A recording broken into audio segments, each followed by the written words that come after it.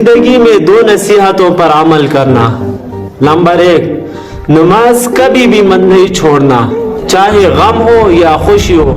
حدیث شریف میں آتا ہے کہ من اقام الصلاۃ اقام الدین ومن ترکہا ہدم الدین، یعنی حدیث شریف کا ترجمہ یہ ہے کہ من اقام الصلاۃ اقام الدین، یعنی جس نے نماز قائم کیا گویا اس نے دین کو قائم کیا، ومن ترکہا ہدم الدین، دین کو گرا دیا۔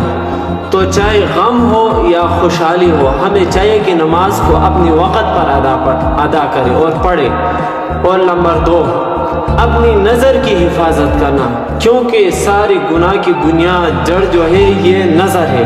اگر ہمارا نظر اس دور میں محفوظ رہے گا تو ہم انشاءاللہ محفوظ رہے گی، ہم سے کوئی گناہ نہیں ہوگا۔ آج کل یہ بڑے بڑے موبائل آئے ہیں، ہم ان میں بہت سارے فواہش، ڈرامے، فلمیں، جو چیزیں آتی ہیں ہم اس کو دیکھتے ہیں، تو ہمیں ہمارا حافظہ کیوں کمزور ہوتا ہے اس وقت؟ ہم یہ بڑے موبائل کی وجہ سے ہمارا ذہن بہت کمزور ہوا ہے۔